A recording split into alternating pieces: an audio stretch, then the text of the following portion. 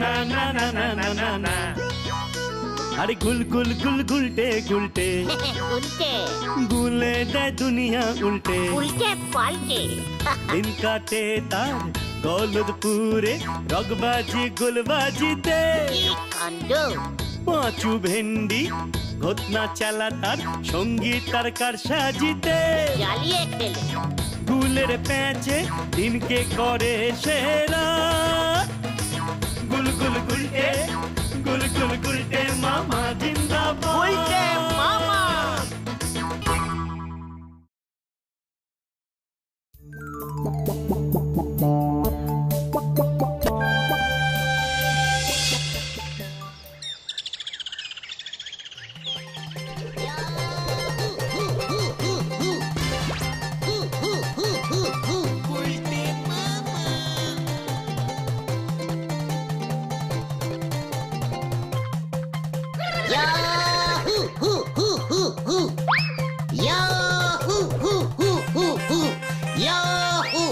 বলতে মামা এমন বেশে কেসটা কি গো? বুঝলি, সে অনেক দিন আগেকার কথা। আমি তখন থাকতাম হাতুড়ি পোঁতা গ্রামে। হাতুড়ি পোঁতা গ্রামের জমিদার ছিলেন পিসিমার শ্বশুর মশাই, মানে আমার পিসে মশাইয়ের বাবা গগনচরণ। জমিদার গগনচরণ আমাকে দেখলেই খচে যেত, সময় পেলেই আমাকে দিয়ে হাত পা টেপাত। ওই গগনচরণের নেশা ছিল হচ্ছে কুস্তি। কুস্তি? গগনচরণ কি কুস্তিগির ছিল? আরে দূর, না না, ওর দুটো আধ খাওয়া, মানে হাড় গিলে কুস্তিগির ছিল। সারাদিন ওই দুটো কুস্তি লড়তো আর গগনচরণ বসে বসে দেখতো।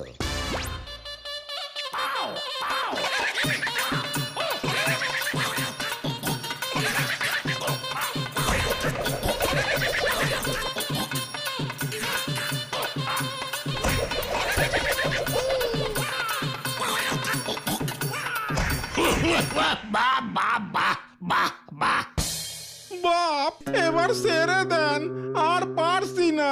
সকাল থেকে শুধু 10-12টা ছোলা খেয়ে আছি, সঙ্গে গুড়ও জোটেনি।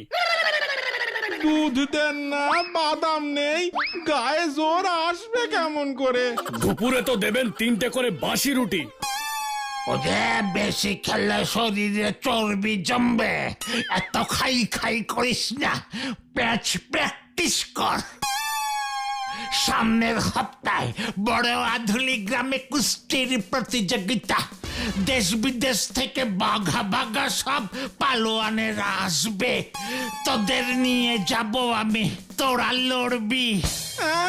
না না না, আমি যাব না। আমিও না, দেহে যতটুকু প্রাণ আছে ততটুকুও বেরিয়ে যাবে, আমি পালাই। আমিও। তোর জন্য ওরা পালিয়েছে, তুই না থাকলে তোর খাওয়াটা তো ওরাই পেত, হতচ্ছাড়া।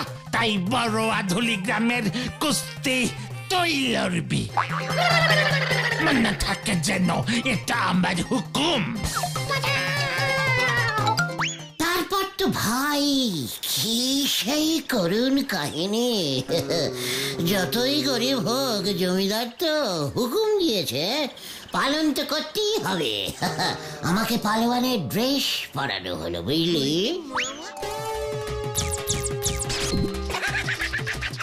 ওদিকে পিসিমা তো কেঁদে ভাসাচ্ছে। সবাই জানতো আমি আর ফুল বডিতে ফিরবই না। আমার ঘেঁটিটা ধরে নিয়ে রওনা হলো গগনচরণ। তারপর তুমি সেই কুস্তির প্রতিযোগিতা লড়লে? আমার তো তখন আর কোনো উপায় ছিল না রে ভাই।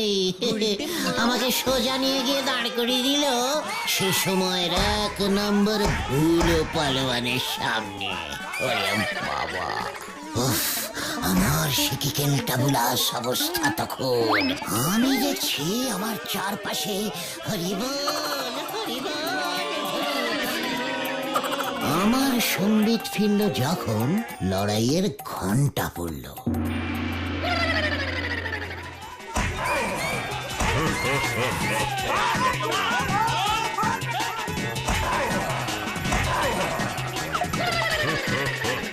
আমি ধপাস হয়ে পড়তেই ধ্যান ফিরল।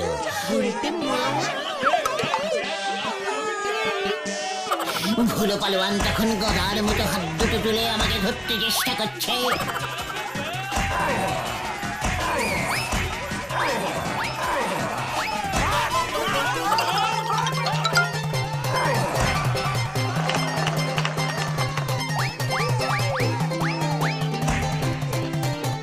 জিতে ফিরতে হবে, ও থোটা মুখ ভোতা করে দে, নয়তো সব ছোলা গুড়ের পয়সা তোর থেকে উসুল করব। রেফারি দেখছি আমার পেছনে দৌড়াচ্ছে।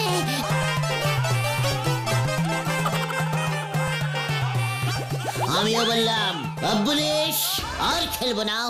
লড়ে যা।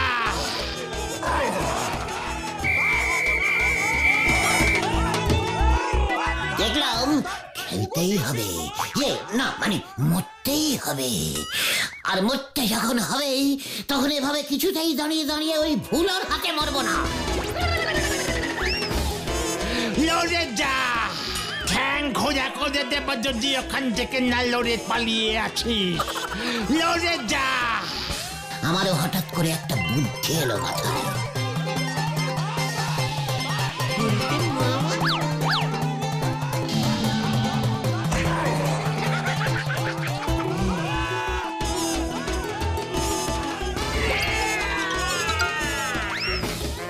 ভুলোর অবস্থা তখন যা হয়েছিল না, একেবারে ছেড়ে দেবাকে দেবাছি অবস্থা।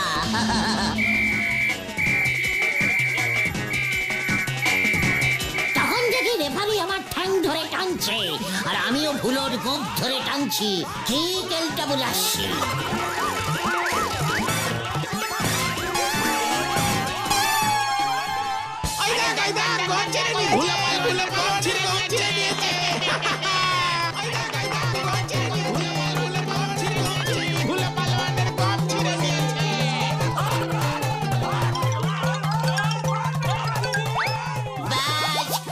আমি লড়াই জিতে গেলাম। জয় গুরু গুলটে মামা। লড়াইয়ে জিতে কি প্রাইজ পেলে? হাতি। হ্যাঁ, ওই হাতি জেতার পর তো সবাই আমাকে হাতি জেতা পালোয়ান বলে ডাকতো। জমিদার গগনচরণ বাড়িতেই একটা পালোয়ান পেয়ে বেজায় খুশি ছিল। তাই মারবার আগে গগনচরণের মাথার পাগড়িটা আর ওর নকল গোঁপটা আমাকে উপহার দিয়ে গিয়েছিল, বুঝলি? নকল গোপ? হ্যাঁ রে ভাইটু, জমিদার গগনচরণের জীবনে একটা আফসোস ছিল। জমিদার হয়েও ওর গোঁপ উঠত না।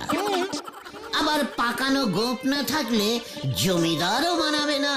তাই শহর থেকে এই এই এই গোঁপটা, বুঝলি, কিনে এনে সব সময় পরে থাকতো। শুধুমাত্র ঘুমানোর সময় চশমা আর গোঁপটা খুলে রাখতো। আর সেই গোপ আর পাগড়ি তুমি এখন পড়লে কেন গো গুলটে মামা? আজ সকালে পিসিমার পুরনো ট্রাঙ্কটা খুলেছিলাম, বুঝলি। জমিদার গগনচরণের এই পাগড়ি আর গোঁপটা দেখে ছেলেবেলার কথা মনে পড়ে গেল রে। প্রাণটা হু হু করে উঠল। মনে পড়ে গেল আমি তো সেই হাতি জেতা পালোয়ান। জয় গুলটে মামা। এই গলদপুরের সবার জানা উচিত, বর্তমানে বিখ্যাত আড্ডা মাচাও আন্দোলনের নেতা এই গুলটেচরণ গুহ এককালে ছিল জদরেল হাতি জেতা পালোয়ান। ঠিক ঠিক ঠিক। কিন্তু আমরা সেটা সবাইকে কিভাবে জানাবো গুলটে মামা? আরে দূর, সেটা না ভেবে কি আর বাড়ি থেকে বেরিয়েছি রে? জানি তো তোরা সবকটাই গলদপুরের এক একটা জাম্বো সাইজের বলদ। মন দিয়ে শোন।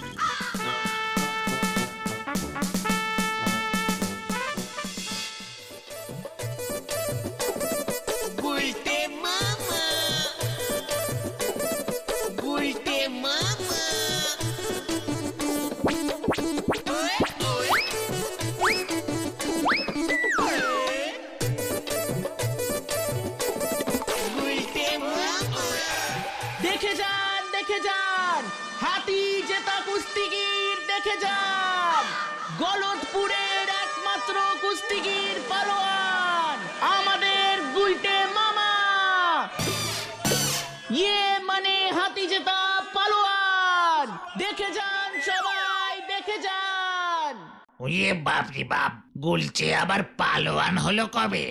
হাতি জেতা না ছাই পালোয়ান? এই চেহারায় কুস্তি মস্করা করার আর জায়গা পাওনি তোমরা। একদম সত্যি কথা, গুলটে মামা কুস্তি লড়ে হাতি জিতেছে, বিশাল পালোয়ান।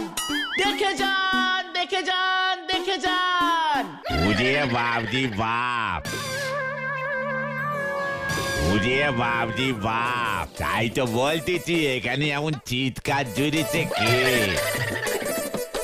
গুলটে বাবু দেখতেছি সংসদে ঢং মেরে দাঁড়িয়েছে। হাতি জেতা পালোয়ান দেখো নড়াদা।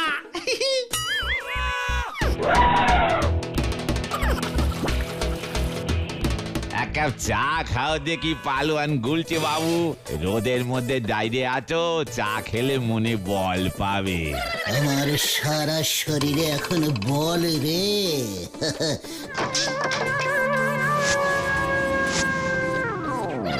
তাও এত করে যখন বলছিস চাটা দে।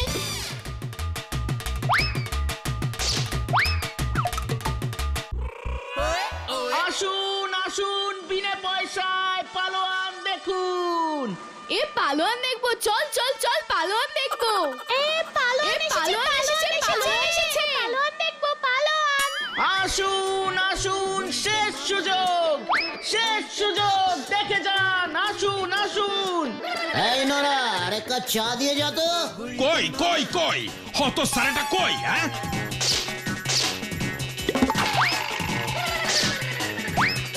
উজবুক আবার স্কুলের মাঠে পড়াশোনা বন্ধ করবার মতলব করেছে। আমি এক্ষুনি বলহরি দারোগাকে খবর দেব। এ কি কেস গন্ডগোল মনে হচ্ছে। ইয়ে, হাতি জেতা গুলটে মামা। গুলটে মামা পালা। চল রে ভাই, অন্য জায়গায় যাই। এই খাও, হাম। বোঝো ঠেলা। আই উজবুক, পালাবি কোথায়? আমি থানায় তোর নামে নালিশ জানাবো রে হতচ্ছাড়া।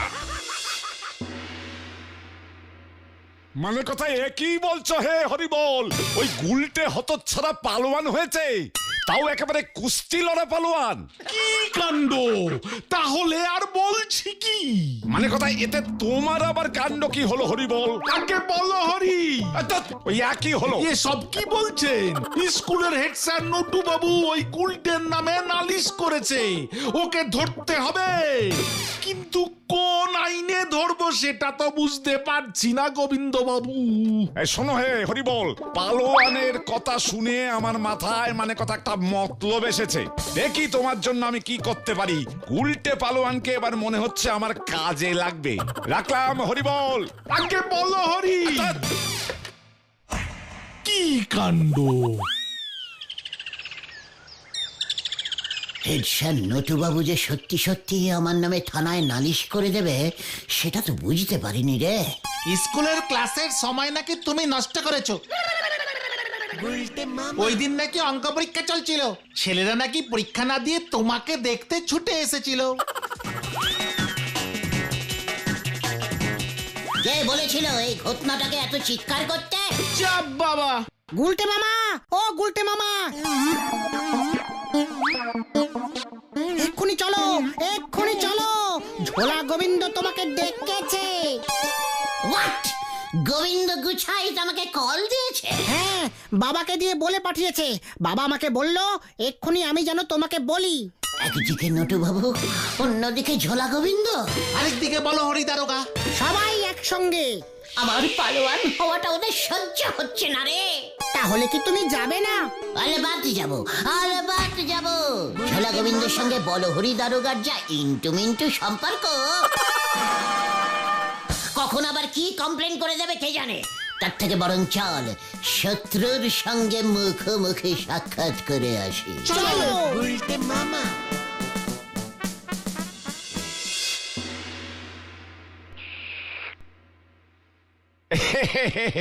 মানে কথা শুনলাম তুমি নাকি হে কুস্তি লড়তে? হ্যাঁ তো, সেই ছোট থেকে কুস্তি লড়তে আমার খুব ভালো লাগে। মানে কথা হাতিও জিতেছিলে? হ্যাঁ তো, আস্ত একটা হাতি। মানে কথা 10,000 টাকা জিততে চাও? হ্যাঁ তো বিয়ে মানে 10 মানে কোথায় কিভাবে কে দেবে? মানে কথা আমি দেব।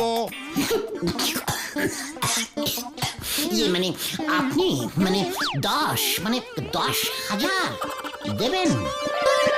কেন, আমি কি করেছি? না না না না, এখনো করনি। মানে কথা তবে করতে হবে একটি কাজ। কি কাজ?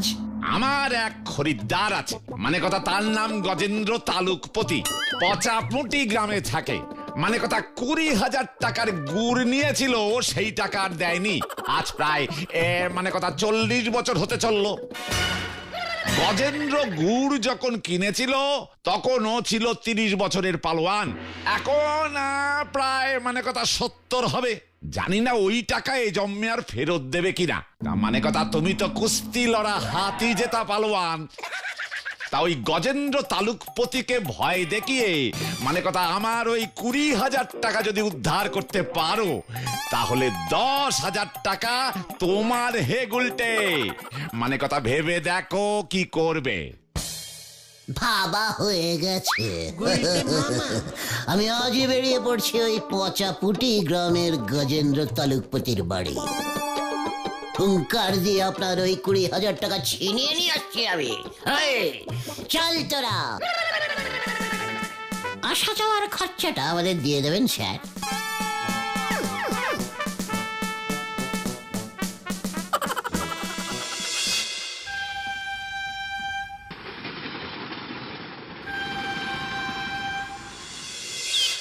গুলটে মামা।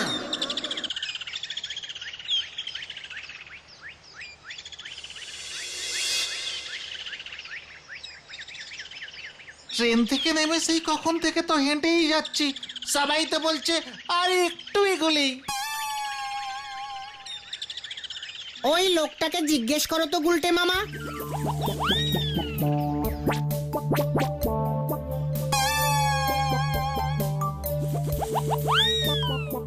এই যে শুনছেন? গুলটে মামা আমাকে ডাকছেন? হ্যাঁ হ্যাঁ, শুনুন তো। এখানে গজেন্দ্র তালুকপতির বাড়িটা কোন দিকে পড়বে বলবেন? একেবারে ঠিক ঠিক বলবেন কিন্তু, নয়তো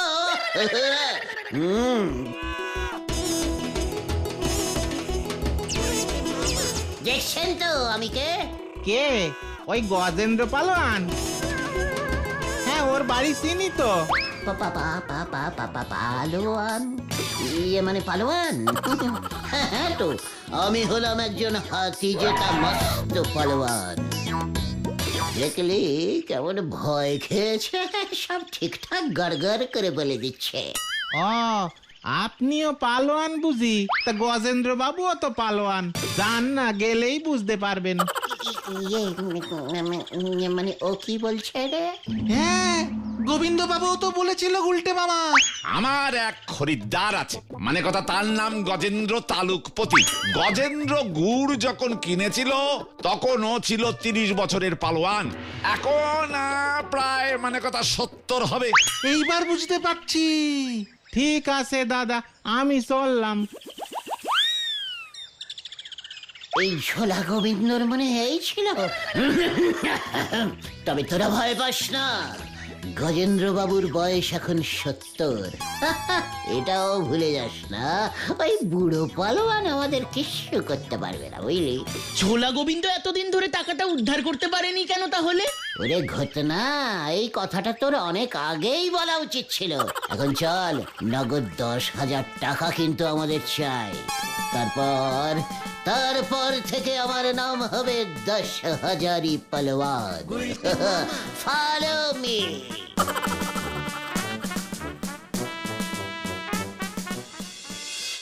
কি এত বড় সাহস ওই গোবিন্দর? এর আগে 15 জনের যা ব্যবস্থা করেছি, তোদের অবস্থাও আমি তাই করব। গজেন্দ্র বাবু, এমন কথা বলতে নেই। আমিও একজন পালোয়ান, আপনিও একজন পালোয়ান। পালোয়ানে পালাতুতো মানে মাস্তুতো ভাই। ও, তুই পালোয়ান বুঝি? গুলটে মামা। দেখে তো মনে হয় না। এই যে আমার পাগড়ি। রাখ তোর পাগড়ি। পালোয়ান ছিলাম আমি, রোজ 1 কেজি গুড় দিয়ে 5 কেজি ছোলা খেতাম। সেই গুড় কিনেছিলাম গোবিন্দ বাবুর কাছ থেকে। ওই গুড়ে ভেজাল ছিল। খেয়ে আমার এমন পেট ছুটেছিল যে 2টো লড়াই আমি হেরে গেছিলাম। এইবার বুঝেছি আপনি কেন ওই ঝোলা মানে গোবিন্দবাবুকে টাকাটা ফেরত দেননি। আপনার তো অনেক বয়স হয়েছে স্যার, বলছিলাম টাকাটা ফেরত দিয়ে দিন না। ধার রেখে উপরে গেলে পুরো পালোয়ান কুলের মুখ পুড়বে স্যার। কথাটা আমিও যে ভাবিনি তা নয়। বেশ, তুই যখন নিজে একজন পালোয়ান হয়ে আমার কাছে এসেছিস, তবে আমার সঙ্গে লড়ে টাকাটা নিয়ে দেখা। কুস্তিতে জিতলে টাকা তোর। কি রাজি? মানে ঠিক আছে, রাজি। তবে চল।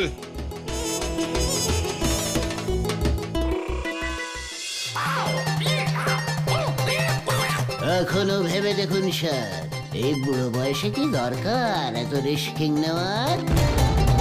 হাড়গোড় ভেঙে গেলে তো জোড়া লাগবে না। তাই বুঝি? তবে দেখ বুড়ো হাড়ের জোর।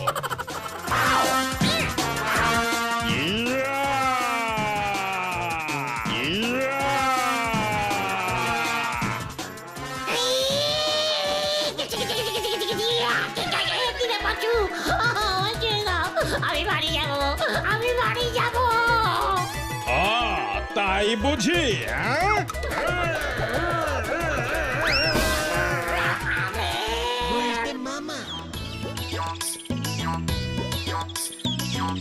সরে যান, সরে যান।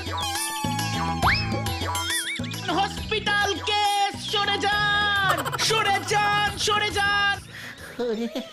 আমি কি বুঝেছি নাকি রে ওই ঝোলা গোবিন্দ আমাকে এভাবে ফাঁসাবে? এই পুরো প্ল্যানটাই ওই হেড স্যার নটু বাবু, বলহরি দারোগা আর গোবিন্দ বাবু মিলে করেছে গুলটে মামা। আমি নিশ্চিত। আমি অনিশ্চিত। আমি আর পালোয়ানগিরি করবো না রে ভাই টুকন। নরমাল গুলটে মামা হয়ে থাকবো। জয় গুলটে মামা, জয়। গুলটে মামা থাকাই ভালো রে।